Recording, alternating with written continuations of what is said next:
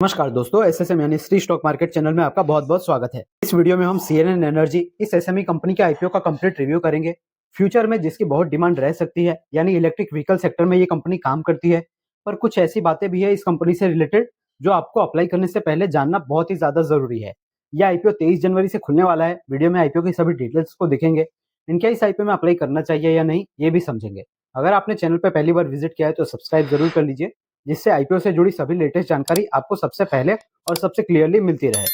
सबसे पहले कंपनी के बारे में और उसके बिजनेस के बारे में बात कर ले तो इस कंपनी की शुरुआत 2019 से होते हुए दिखी है, यानी ये कंपनी सिर्फ 4-5 साल पुरानी ही कंपनी ये देखने को मिल रही है।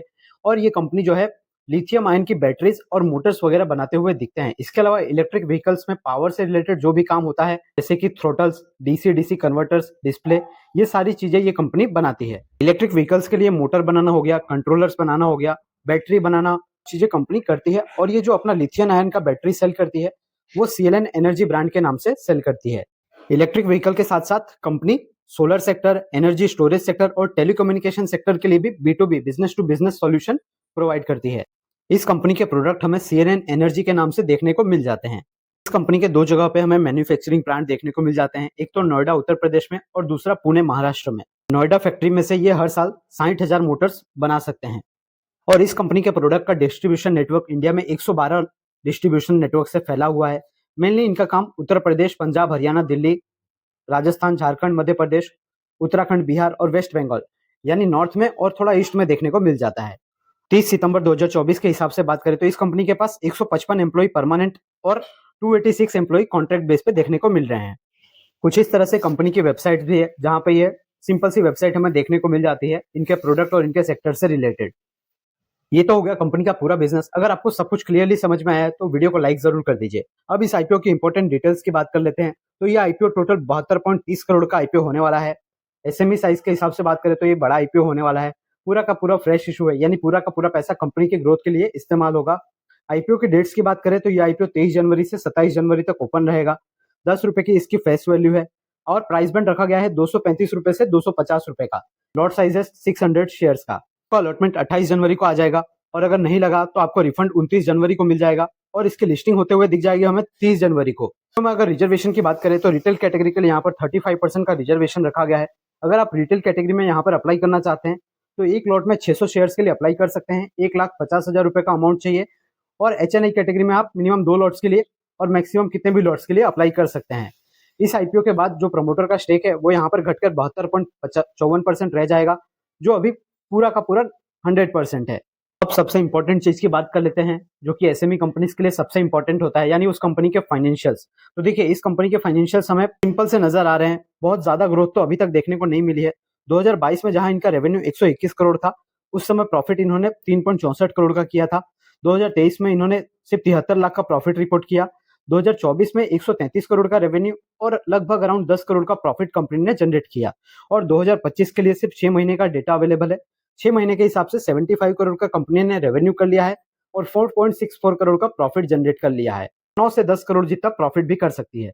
इस कंपनी के ऊपर कर्जा की बात करें तो 6.78 करोड़ का कर्जा कंपनी के ऊपर 30 सितंबर के हिसाब से देखने को मिल रहा है। कंपनी का प्रॉफिट आफ्टर टैक्स मार्जिन 7% के करीब है, आरओई 11% है और आरओसी 90% देखने को मिल रहा है। करेंट मार्केट भाव के हिसाब से इस कंपनी का टोटल मार्केट कैपिटल बनेगा 264 करोड़ का। इस आईपीओ के बाद इस कंपनी का जो पी रहेगा वो 27 का रहेगा। इसके लिस्टेड पीयर से हम इसकी तुलना कर लेते हैं। तो देखिए, इसके लिस्टेड पीयर में हमें Eveready industries, Panasonic energy, high energy batteries और इंडोनेशियन लिमिटेड बैटरी बनाने वाली ज्यादातर कंपनियों के नाम देखने को मिल रहे हैं। तो देखिए, बाकी सब कंपनियों के पी जो है हमें 30 से 40 के अराउंड देखने को मिल रहे हैं। तो इस कंपनी का पी भी इन द लाइन उनके हिसाब से ही देखने को मिल रहा है। बहुत कम भी नहीं है और बहुत ज्यादा भी नहीं है, यानी रीजनेबल वैल्यूएशन पे ये आईपीओ लेकर आए हैं। सस्ता तो किसी हिसाब से नहीं लाए हैं। आईपीओ से जो भी पैसा जुटाएगी उसका इस्तेमाल मशीनरी और इक्विपमेंट खरीदने के लिए करेगी। इसके अलावा अपने धंधे को चलाने के लिए कंपनी पैसा रखेगी, यानी कैपिटल रिक्वायरमेंट्स, और कुछ पैसा खर्च होगा जनरल कॉर्पोरेट पर्पज में, आईपीओ के एक्सपेंसेस वगैरह में। और अगर इसके आईपीओ के लेटेस्ट ग्रे मार्केट प्रीमियम की बात करें तो ग्रे मार्केट में तो अभी इस आईपीओ का कोई भी हमें डिमांड देखने को नहीं मिल रहा है। कोई भी ग्रे मार्केट प्रीमियम अभी ओपन नहीं है। पर जैसे ही कोई भी ग्रे मार्केट प्रीमियम इस कंपनी का ओपन होता है, सबसे पहले उसकी अपडेट हम आपको टेलीग्राम चैनल पे शेयर कर देंगे, तो उसे आप ज्वाइन करके जरूर रख लीजिए। लिंक डिस्क्रिप्शन में या चैनल के अबाउट सेक्शन में मिल जाएगा। इसके अलावा टेलीग्राम पे हम अलग अलग स्टॉक से रिलेटेड जो भी इंपॉर्टेंट न्यूज होता है वो भी शेयर करते हैं। जो आपके लिए बहुत ही काम का हो सकता है, तो एक बार जरूर चेक कीजिए। इस कंपनी का रजिस्टर्ड ऑफिस हमें उत्तर प्रदेश दादरी का देखने को मिल रहा है। इस आईपीओ के जो रजिस्ट्रार है वो big share services private limited है, इस आईपीओ के रजिस्ट्रार। और इस आईपीओ के जो लीड मैनेजर है वो आर्यमान फाइनेंशियल सर्विसेज लिमिटेड इसके लीड मैनेजर देखने को मिल रहे हैं। 2024 में एक ये मेनबोर्ड कंपनी का आईपीओ लेकर आए थे इंडो फार्म इक्विपमेंट लिमिटेड, और 2024 में ये टोटल 3 आईपीओ लेकर आए थे एज ए लीड मैनेजर के तौर पर, और तीनों की लिस्टिंग पॉजिटिव हुई थी। तो अब फाइनली बात कर लेते हैं कि क्या इस आईपीओ में अप्लाई करना चाहिए या नहीं।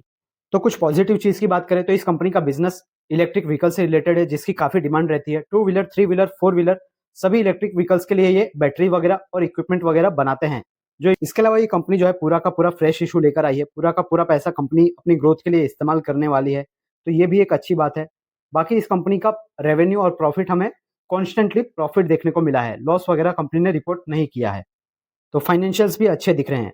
बाकी अगर नेगेटिव्स की बात करें तो इस कंपनी का वैल्यूएशन जो लेकर आई रही है वो थोड़ा ज़्यादा हमें देखने को मिल रहा था।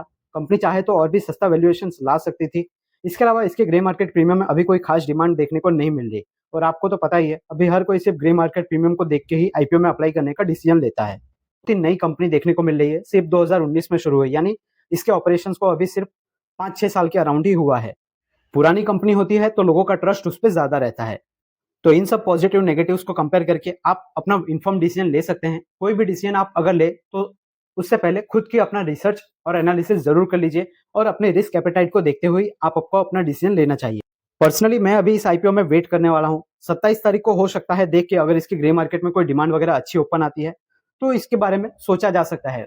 बाकी किसी भी एसएमई कंपनी में लॉन्ग टर्म के लिए इन्वेस्टमेंट करने के लिए आपको बहुत ही ज्यादा डीप रिसर्च करनी होती है, और अपना बहुत ही कम अमाउंट वहां पर आपको इन्वेस्ट करना चाहिए। तो आप इस आईपीओ में क्या करने वाले हैं, अप्लाई करेंगे या नहीं, वो कमेंट करके मुझे जरूर बता दीजिए। और अगर आपका इस आईपीओ से रिलेटेड अगर कोई प्रश्न है तो उसे भी आप कमेंट सेक्शन में पूछ सकते हैं। वीडियो में अगर आप यहाँ तक आ गए हैं और आपको सारी जानकारी क्लियरली समझ में आई है तो वीडियो को लाइक कर दीजिए। चैनल पे पहली बार आए हैं तो ऐसे ही रेगुलर अपडेट्स के लिए सब्सक्राइब करके जरूर रख लीजिए, और आप हमारे चैनल पे विजिट करके बाकी दूसरे मेन बोर्ड और एसएमई कंपनी के आईपीओ का रिव्यू का वीडियो भी देख सकते हैं। इस चैनल पे आपको किसी भी आईपीओ के बारे में एकदम क्लियरली समझाने का प्रयत्न किया जाता है। और आप हमारे टेलीग्राम चैनल को भी जरूर से ज्वाइन करके रख लीजिए, जिससे कोई भी अपडेट आपका मिस ना हो। मैं मिलता हूं आपसे नेक्स्ट वीडियो में, तब तक के लिए याद रखिए, the more you learn the more you earn. Thank you.